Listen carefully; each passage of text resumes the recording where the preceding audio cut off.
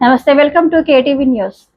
Pulivendula Telugu Desam party కార్యాలయంలో TDP incharge Mareddy Rabindranath Reddy అధ్యక్షతన Telugu Desam party 44వ ఆవిర్భావ దినోత్సవ వేడుకలు ఘనంగా జరిగాయి. ఈ సందర్భంగా టీడీపీ కార్యాలయంలో ఎన్టీఆర్ విగ్రహానికి పూలమాలలు వేసి ఘనంగా నివాళులర్పించారు. అనంతరం పార్టీ జెండాను ఎగురవేశారు. అనంతరం కేక్ కట్ చేసి పార్టీ నాయకులు కార్యకర్తలను ఉద్దేశించి తెలుగుదేశం పార్టీ యొక్క విశిష్టత గురించి, సాధించిన విజయాల గురించి వివరించారు.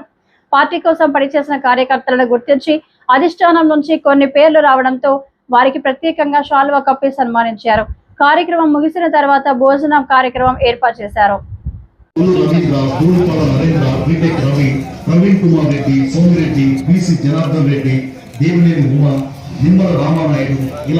ఎంతో మంది టీడీపీ నేతలపై అక్రమ కేసులు పెట్టి అరెస్ట్ చేసి వేధించారు. చింతమనేనిపై 48 కేసులు, పులివర్తి నానిపై 31 కేసులు పెట్టారు.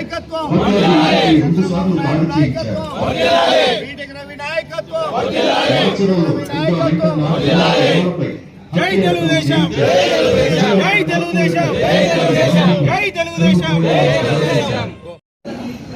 స్వర్గీయ ఎన్టీఆర్ గారు ఆ రోజు పార్టీ ఆవిర్భావ దినోత్సవం ఆ రోజు స్థాపించడం జరిగింది. అంటే అంతకుముందు ఢిల్లీలో కానీ ఎక్కడ కూడా మద్రాసి అనేవాళ్ళు మన వాళ్ళను.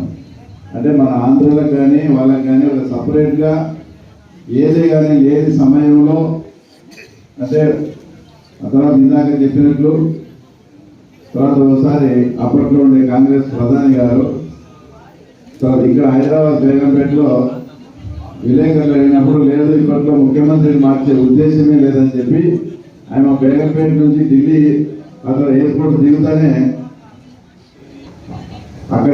అప్పుడే ముఖ్యమంత్రి కూడా మార్చేసింది. అంటే 3 గంటల కిందట విలేకరుల సమావేశంలో మేము ఆంధ్రాలో ముఖ్యమంత్రిని ఇప్పట్లో మార్చలేమని చెప్పి ఇక్కడ నుంచి బేగంపేట నుంచి ఢిల్లీకి ఫ్లైట్ టైం తీసుకొని అక్కడ ఫ్లైట్లో దిగి అక్కడ విలేకరులు అడిగితే అప్పటికప్పుడే చేంజ్ చేసింది. అంటే అలాంటి వాతావరణం అంతా కూడా ఢిల్లీ వాళ్ళ చేతుల్లో ఉన్నప్పుడు మన ఆంధ్రుల ఆత్మగౌరవం, మన ఆంధ్రుల పౌరుషం నిలబెట్టాలనే ఉద్దేశంతో అప్పటి రాజకీయ పరిస్థితుల కారణంగా ఆ రోజు రామారావు గారు పార్టీ పెట్టడం, ఆ పార్టీ ఇన్ని సంవత్సరాలు పార్టీ పెట్టినప్పటి నుంచి ఇన్ని సంవత్సరాలు అధికారంలో ఉండడం, అధికారంలో లేకపోతే ప్రతిపక్ష పాత్ర వహించడం, కంటిన్యూస్గా 44 సంవత్సరాల నుంచి.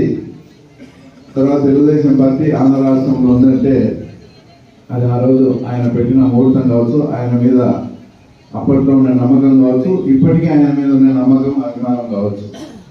తర్వాత ఇవన్నీ తర్వాత పక్కన పెడితే అందరం కష్టపడి తర్వాత అధికారంలోకి అయితే పార్టీని తీసుకొచ్చుకున్నాం.